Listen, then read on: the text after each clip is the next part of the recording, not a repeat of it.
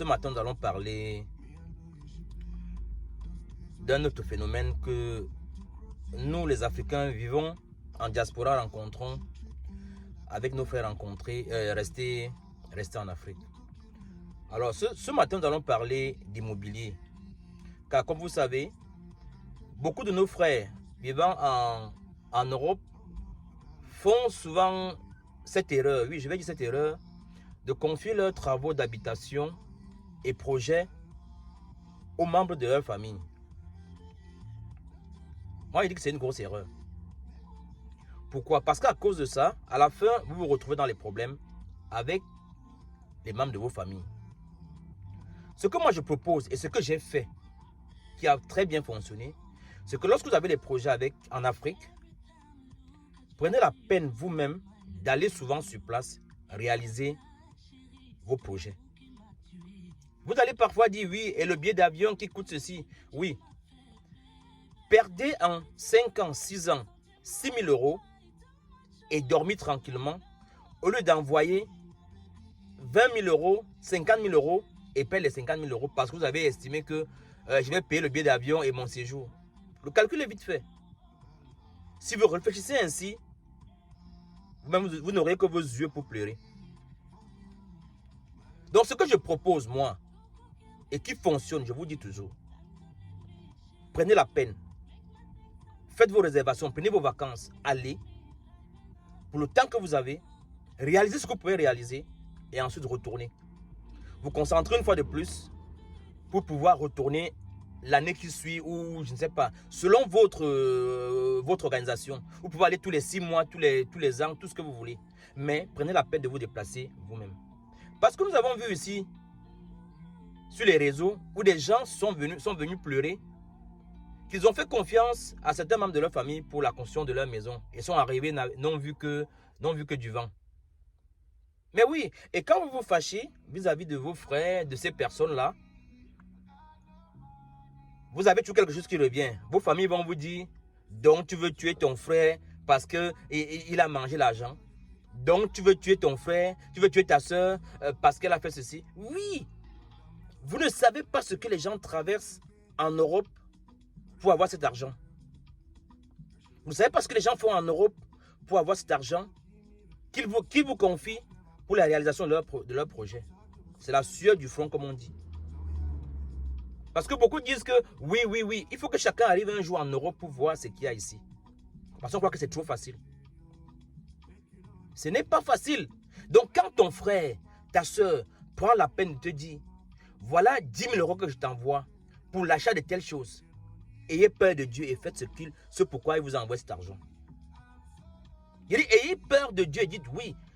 Voilà mon frère qui s'est battu, voilà ma soeur qui s'est battue.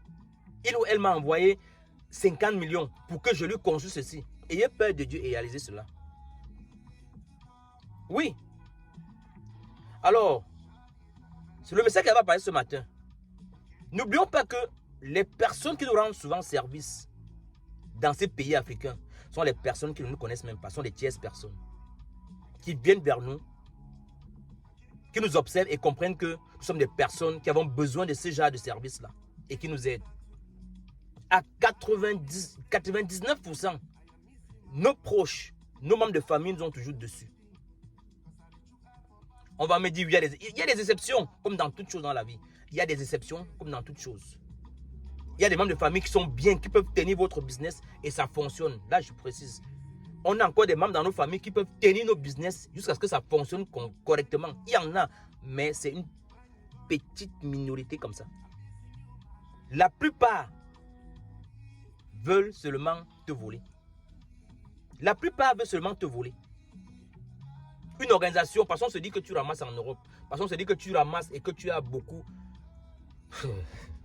Est-ce que vous connaissez le sacrifice qu'on fait pour avoir 20 000 euros? Pour venir investir en Afrique. Est-ce que vous connaissez le sacrifice qu'on fait pour avoir 20 000 euros qu'on vient investir en Afrique? Et que certains prennent pour s'amuser avec. Et demain, quand on tourne le dos à ces familles, on dit oui, voilà, il a abandonné la famille, il a pris sa femme, ils sont barrés, elle a pris son mari, et maintenant elle ne vit qu'avec son mari, elle ne gère plus la famille. Mais ces personnes ont raison. À un moment, moi, je comprends ces personnes dans la vie. Moi, je comprends ces personnes. Parce qu'on ne peut pas vivre comme ça toute la vie. On ne peut pas se battre, on envoie l'argent, vous jouez avec. Et de même vous étonnez que ces membres de famille tournent le dos. Elles ont raison. Et les gens qui pensent souvent que, oui, comme il est parti, comme elle est partie, on verra quand il y aura ceci. Pourquoi vous mettez toujours tout dans on verra, c'est quand ça va lui arriver, c'est ce qu'il va faire. Mais est-ce que vous êtes le centre du monde? Est-ce que vous croyez qu'une famille, c'est seulement la famille de sang? Mais essayez de vous instruire et de regarder un peu ce qui se passe partout dans le monde ou bien sur les réseaux. Hein. Il y a des gens qui ont eu des situations où ce sont des tierces personnes qui sont venues les enlever dans ces situations-là. Il n'y avait même pas un membre de la famille. On voit en Afrique aujourd'hui même des deuils. Parce que tout pour vous se limite seulement au niveau du malheur. Parce que le bonheur pour vous, non. C'est au niveau du malheur. On a vu des gens avoir le malheur où ce sont des inconnus qui sont venus relever toute la situation. Parce que les membres de famille ont dit, ah oui, quand il avait fait ceci, on ne vient pas. Oh, quand il avait fait ceci, on ne vient pas. Quand elle a accouché, elle n'a pas dit à ma tante. Quand il est venu, il ne nous a pas gardé 2 sacs de charbon. On voit ça tous les jours. Donc ne croyez pas que le monde se limite seulement à vous. Il y a des gens autour de nous, autour de vous, qui vous aiment et qui sont prêts à vous aider dans les situations difficiles. Si vous êtes un entrepreneur, sachez déjà que vos employés font partie de votre famille. Si vous vous comportez bien avec vos employés dans la vie, vous verrez que ces employés, en retour, vont vous rendre le service qu'il faut. Vont compatir à vos malheurs, à vos bonheurs, tout ce que vous voulez. Si vous êtes chef d'entreprise, je vous dis, prenez votre personnel comme des membres de votre famille, comme votre nouvelle famille. Parce que si vous comptez seulement sur la famille de sang. Bon, bref. Donc, revenons sur le sujet qui nous intéressait ce matin. Celui que nos frères de la diaspora rencontrent lorsqu'ils veulent réaliser leur projet en Afrique. Donc, je vais chuter en disant ceci, ce que j'ai dit tout à l'heure. Évitez d'envoyer de grosses sommes aux membres de vos familles pour la réalisation de vos projets en Afrique. Ce que vous pouvez faire et qui fonctionne, prenez du temps, planifiez vos vacances et allez vous-même sur place tous les 6 mois, tous les ans, réalisez ce que vous voulez réaliser et revenez. Ne regardez pas les billets d'avion que vous payez pour partir. Vous gagnez plus en faisant cela qu'en confiant tout cela à un membre de votre famille. Si vous avez autour de vous des personnes bien, parce qu'il y en a encore qui peuvent vous aider dans ce sens-là, travaillez avec ces personnes. Allez-y réaliser et en repartant, laissez-leur les tâches que ces personnes vont rester faire. Vous allez voir, ça va bien se passer. Mais les membres de la famille, ils vous disent non, arrêtez.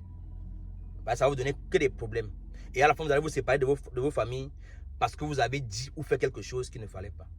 Ou tu as enfermé ton frère parce qu'il a manié ton argent. Ou tu as mis ta soeur dehors parce que... Ou tu t'es séparé de la famille parce qu'on a dit que... Voilà. C'est le message qui va passer ce matin. Sur ce, Choco et toi.